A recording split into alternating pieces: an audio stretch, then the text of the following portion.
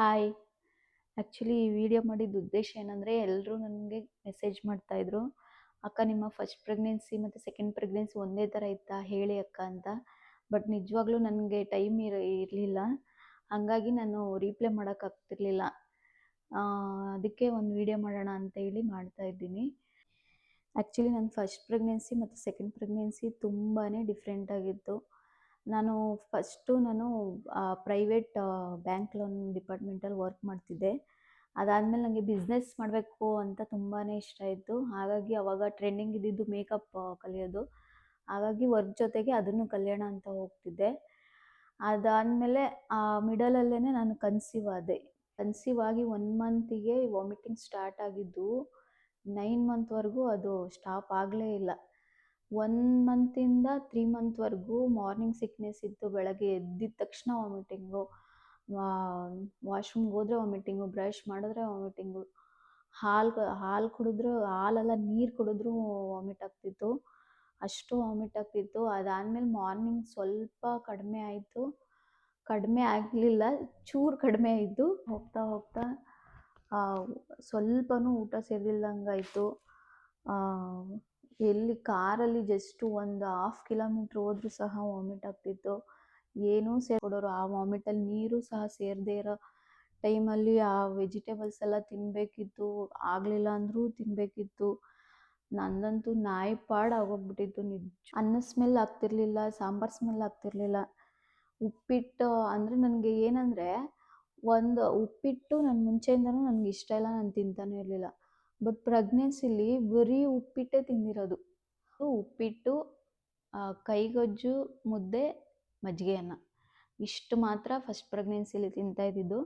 ತುಂಬ ಖಾರ ತಿಂತಿದ್ದೆ. ಕೈಗೊಜ್ಜನ್ನೇ ಬರೀ ಫುಲ್ಲು ಖಾರ ಮಾಡಿಸ್ಕೊಂಡು ತಿಂತಿದ್ದೆ. 5 ಅಥವಾ 6 ಮಂತ್ ಅನಿಸುತ್ತೆ, ಆವಾಗ ನನಗೆ ಬ್ಲಡ್ ವಾಮಿಟ್ ಸ್ಟಾರ್ಟ್ ಆಯಿತು.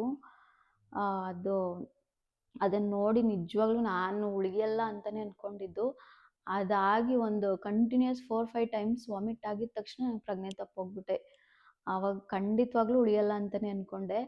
ಆವಾಗ ಒಂದು 7 ಡೇಸ್ ಅಡ್ಮಿಟ್ ಆಗಿದ್ದೆ. ಅದಾಗಿ ಆದಮೇಲೆ ಬ್ಲಡ್ ಇಂಜೆಕ್ಷನ್ನು ತಗೊಳ್ಳೋದು, ಈವನ್ ಐರನ್, ಕ್ಯಾಲ್ಶಿಯಂ ಟ್ಯಾಬ್ಲೆಟ್ ಎಲ್ಲ ತಗೊಳ್ತಿದ್ರೆ ಇನ್ನೂ ವಾಮಿಟಿಂಗ್ ಜಾಸ್ತಿ ಆಗುತ್ತೆ, ಆದರೂ ತಗೊಳ್ಳೇಬೇಕು, ವಿಧಿ ಇಲ್ಲ. ತಗೊಳ್ತಾನೇ ಇದ್ದೆ, ವಾಮಿಟ್ ಮಾಡ್ತಾನೇ ಇದ್ದೆ. ಇಷ್ಟೆಲ್ಲ ಆದರೂ ನನಗೆ ನಾರ್ಮಲ್ ಡೆಲಿವರಿನೇ ಆಯಿತು. ಇದು ನನ್ನ ಫಸ್ಟ್ ಪ್ರೆಗ್ನೆನ್ಸಿ ಕತೆ. ಇನ್ನು ಅದಾದಮೇಲೆ ಮೇಕಪ್ ಕ್ಲಾಸ್ ಡಿಸ್ಕಂಟಿನ್ಯೂ ಆಗಿತ್ತಲ್ಲ, ಸೊ ಅದನ್ನು ಕಂಟಿನ್ಯೂ ಮಾಡ್ಕೊಳ್ಳೋಣ ಅಂತ ಹೋದೆ. ನಾನು ಅದು ಆಫ್ಟರ್ 2 ಇಯರ್ಸ್ ಬರೋಷ್ಟರಲ್ಲಿ ಮೇಕಪ್ ಆರ್ಟಿಸ್ಟ್ ಸಮುದ್ರನೇ ಆಗೋಗ್ಬಿಟ್ಟಿತ್ತು. ಆದರೂ ಕಲಿಯೋದನ್ನು ಬಿಡಲಿಲ್ಲ ನಾನು. ಫುಲ್ಲು ಕಲ್ತ್ಕೊಂಡೆ. ಪಾಪುಗೆ 9 ಮಂತ್ ಇದ್ದಾಗ ನಾನು ಕಲಿಯೋಕ್ಕೆ ಸ್ಟಾರ್ಟ್ ಮಾಡಿದ್ದು. ಫುಲ್ಲು ಕಲ್ತ್ಕೊಂಡೆ. ಅದಾದಮೇಲೆ ಪಾರ್ಲರ್ ಕೂಡ ಓಪನ್ ಮಾಡಿದೆ. ಬಿಸ್ನೆಸ್ ಕೂಡ ಚೆನ್ನಾಗಿ ಆಗ್ತಾಯಿತ್ತು, ಪರವಾಗಿಲ್ಲ, ಚೆನ್ನಾಗಿ ಆಗ್ತಿತ್ತು. ಅದಾದಮೇಲೆ ಸೆಕೆಂಡ್ ಪ್ರೆಗ್ನೆನ್ಸಿ ಅನ್ಎಕ್ಸ್ಪೆಕ್ಟೆಡಾಗಿ ಕನ್ಫರ್ಮ್ ಆಯಿತು. ಎಲ್ಲರೂ ಹೇಳ್ತಿದ್ರು, ಫಸ್ಟ್ ಪ್ರೆಗ್ನೆನ್ಸಿ ಥರ ಸೆಕೆಂಡ್ ಪ್ರೆಗ್ನೆನ್ಸಿ ಇರಲ್ಲ, ಒಂದು 3 ಮಂತ್ಗೇನೆ ವಾಮಿಟಿಂಗ್ ಸ್ಟಾಪ್ ಆಗಿಬಿಡುತ್ತೆ ಅಂತ ಎಲ್ಲ ಹೇಳ್ತಿದ್ರು. ಸೊ ನಾನು ಹಂಗೆ ಅಂದ್ಕೊಂಡೆ, ನಂದು ಹಾಗೆ ಆಗುತ್ತೆ ಅಂತ. ಬಟ್ ಏನಂದರೆ ಇವಳದು ಅಷ್ಟೇ, ಸೆಕೆಂಡ್ ಪಾಪುದು ಅಷ್ಟೇ. ಫಸ್ಟ್ 1 ಮಂತ್ ಆದಮೇಲೆ ವಾಮಿಟಿಂಗ್ ಸೆನ್ಸೇಷನ್ ಸ್ಟಾರ್ಟ್ ಆಗಿದ್ದು. ಅದು ಆಗುತ್ತೆ, ಈಗಾಗುತ್ತೆ ಅಂತಂದರೆ ಮತ್ತೆ ಅದೇ ಹಳೆ ಕತೆ ಆಗೋಯಿತು. ನಿಜವಾಗ್ಲೂ ನನಗಂತೂ ಏನು ಮಾಡಬೇಕು ಅಂತ ಗೊತ್ತಾಗ್ತಿರ್ಲಿಲ್ಲ. ಅಳೋದು, ಸುಮ್ಮನೆ ಆಗೋದು, ಬೊಬ್ಬಳೆ, ಆ ಥರ ಆಗೋಗ್ಬಿಡ್ತು. ಫಸ್ಟ್ ಮಂತಿಂದ ಒಂದು 3 ಮಂತ್ವರೆಗೂ ವಾಮಿಟಿಂಗ್ ಇತ್ತು. ವಾಮಿಟಿಂಗ್ ಇದ್ದರೂ ಒಂಚೂರು ತಿಂತಿದ್ದೆ. ಅದಾದಮೇಲೆ ಸ್ಟಾರ್ಟ್ ಆಯಿತು ನೋಡಿ, ಬರೀ ವಾಮಿಟ್ ಸೆನ್ಸೇಷನ್ನೇ ಬರ್ತಿದೆ. ಇಲ್ಲ ವಾಮಿಟ್ ಬರ್ತಿಲ್ಲ, ಒಳಗಡೆ ಇರ್ತಿಲ್ಲ, 24/7 ಬರೀ ವಾಮಿಟಿಂಗ್ ಸೆನ್ಸೇಷನ್ನಲ್ಲೇ ಬಾಡಿ ಇರೋದು. ಯಪ್ಪ, ಏನು ಒಂದು ಊಟ ಅಟ್ಲೀಸ್ಟ್ ಫಸ್ಟ್ ಪ್ರೆಗ್ನೆನ್ಸಿಲಿ ಮುದ್ದೆ ಊಟನಾದರೂ ತಿಂತಿದ್ದೆ. ಇದು ಮುದ್ದೆ ಸ್ಮೆಲ್ಲೇ ಆಗ್ತಾಯಿರಲಿಲ್ಲ. ಅನ್ನ ಮಾಡಿದ್ದು ಸ್ಮೆಲ್ಲು ಕೂಡ ಆಗ್ತಿರ್ಲಿಲ್ಲ. ಮುದ್ದೆ ಮಾಡೋ ಸ್ಮೆಲ್ಲು ಆಗ್ತಿರ್ಲಿಲ್ಲ. ಇನ್ನು ಮುದ್ದೆ ಒಂದು ತುತ್ತು ಬಾಯಿಗಿಟ್ಕೊಂಡ್ರೆ ಸಾಕು, ರಿಟರ್ನ್ ವಾಪಸ್ಸೇ ಬಂದ್ಬಿಡೋದು. ಸೆಕೆಂಡ್ ಪ್ರೆಗ್ನೆನ್ಸಿಲಿ ಏನಂತಂದರೆ ಬರೀ ಸೀಬೆಕಾಯಿ ತಿನ್ಕೊಂಡೇ ಜೀವನ ಮಾಡಿಬಿಟ್ಟಿದ್ದೀನಿ ನಾನಂತೂ. ಒಂದು ಫಸ್ಟ್ ಮಂತಿಂದ 5 ಮಂತ್‌ವರೆಗೂ ಎಷ್ಟು ಸೀಬೆಕಾಯಿ ತಿಂದಿದ್ದೀನೋ ಬೆಳಗ್ಗೆ ಅದು ಹೊಟ್ಟೆ ಗಟ್ಟಿಯಾದ್ರೆ ಸ್ವಲ್ಪ ವಾಮಿಟಿಂಗ್ ಸ್ವಲ್ಪ ಸೆನ್ಸೇಷನ್ ಕಡಿಮೆ ಆಗಿರ್ತಿತ್ತು. ಹಂಗಾಗಿ ಬರೀ ಸೀಬೆಕಾಯಿನೇ ಬೆಳಗ್ಗೆ, ಮಧ್ಯಾಹ್ನ ಸೀಬೆಕಾಯಿನೇ ತಿಂತಿದ್ದೆ. ಬಟ್ ಯಾರಿಗೂ ಹೇಳ್ತಾನೆ ಇರಲಿಲ್ಲ. ಬೆಳಗ್ಗೆ ತಿಂದಿದ್ದು ಊಟ ಮಧ್ಯಾಹ್ನ ಸೇರಲ್ಲ, ಮಧ್ಯಾಹ್ನ ತಿಂದಿದ್ದು ಊಟ ರಾತ್ರಿಗೆ ಸೇರ್ತಿರ್ಲಿಲ್ಲ. ಹಂಗಾಗೋಯ್ತು ನನ್ನ ಪರಿಸ್ಥಿತಿ. ಏನಾದರೂ ಒಂದು ತಿನ್ನಬೇಕು ಅಂತ ಮೇ ಬಿ ಎಲ್ಲರಿಗೂ ಬಯಕೆ ಬರುತ್ತೆ ಅನಿಸುತ್ತೆ. ನನ್ಗೆ ಯಾವಾಗಲೂ ಬರೀ ಅಕ್ಕಿ ತಿನ್ನಬೇಕು ಅಂತ ಅನ್ಸೋದು. ಡಾಕ್ಟರ್ ಕೇಳಿದ್ರೆ ಅವರು ಏನಾದರೂ ಏನು ಸೇರುತ್ತೋ ಅದನ್ನು ತಿನ್ನಿ ಅಂತ ಹೇಳ್ತಿದ್ರು. ಈವನ್ ಡಾಕ್ಟ್ರಿಗೂ ಹೇಳ್ತಿರ್ಲಿಲ್ಲ ನಾನು ಹೊರಗಡೆ ತಿಂತಿದ್ದೀನಿ ಅಂತ. ಎಲ್ಲದಕ್ಕೂ ಹ್ಞೂ ಹ್ಞೂ ಹ್ಞೂ ಅಂದ್ಕೊಂಡು ಸುಮ್ಮನೆ ಬರ್ತಿದ್ದೆ ಅಷ್ಟೇ. ಹೆಂಗಂದರೆ ಯಾವ ಹೋಟ್ಲು ಸಿಗುತ್ತೋ ಯಾವುದು ಫುಡ್ ಸ್ಟ್ರೀಟ್ಗಳಲ್ಲಿ ಎಲ್ಲಿ ಸಿಗುತ್ತೋ ಅಲ್ಲೇನಾದರೂ ಸೇರುತ್ತಾ ಹಂಗೆ ಹೋಗಿ ತಿನ್ಕೊಂಬಂದ್ಬಿಡೋದು. ಮನೆ ಊಟ ಅಂತೂ ಸೇರ್ತಾನೆ ಇರಲಿಲ್ಲ. ಅವರು ಪಾಪ ಕಾಲ್ ಮಾಡೋರು ಏನು ತಿಂದೆ ಅಂತ. ನಾನು ಬರೀ ಗೊತ್ತಿಲ್ಲ ಅನ್ನೋದು, ಎಲ್ಲದಕ್ಕೂ ಗೊತ್ತಿಲ್ಲ ಅಂತ. ಏನು ತಿಂತೀಯ ಅಂತ ಕೇಳಿದ್ರೆ ಗೊತ್ತಿಲ್ಲ ಅನ್ನೋದು. ಊಟಕ್ಕೋಸ್ಕರ ರೋಡ್ ಅಲ್ದ್ಬಿಟ್ಟಿದ್ದೀನಿ ಆ ಪ್ರೆಗ್ನೆನ್ಸಿ ಟೈಮಲ್ಲಿ. ಗಾಡೀಲಿ ಕುತ್ಕೊಳ್ಳೋದು ಏನು ಅವಾಗೆಲ್ಲ ಹೇಳೋರು ಗಾಡೀಲಿ ಕುತ್ಕೋಬಾರ್ದು, ಮತ್ತು ನೈಟ್ ಟೈಮ್ ಓಡಾಡಬಾರ್ದು ಅಂತೆಲ್ಲ.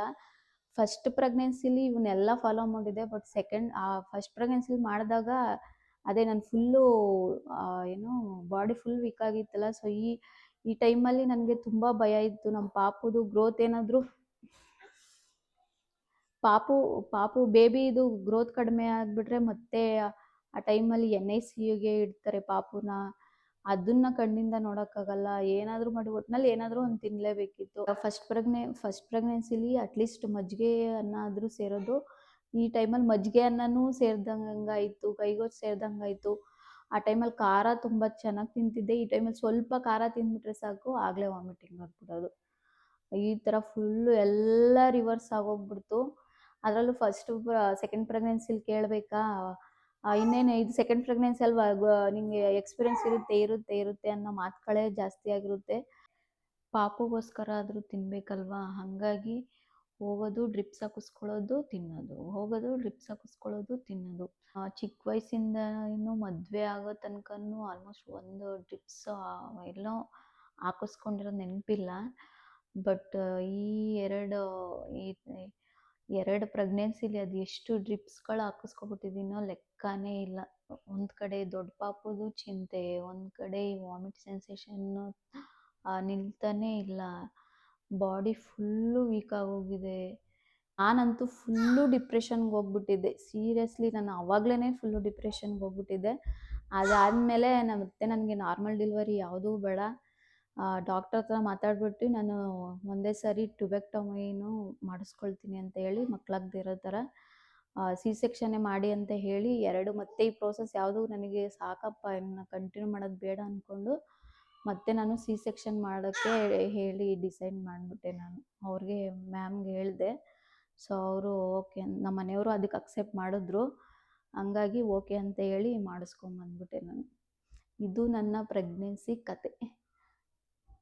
ಸೊ ಅದಾದಮೇಲೆ ಬಂಗಾರಿ ಆನಮ್ಮ ಪಾಪು ಎದ್ಲು. ಸೊ ಯಾರು ನನಗೆ ಎಷ್ಟು ಸಪೋರ್ಟ್ ಮಾಡಿದ್ರು ಆ ಟೈಮಲ್ಲಿ ಎಲ್ಲ ಅಂತ ಹೇಳ್ತೀನಿ. ಅಷ್ಟು ನಮ್ಮ ಪಾಪು ಎದ್ಬಿಟ್ಲು.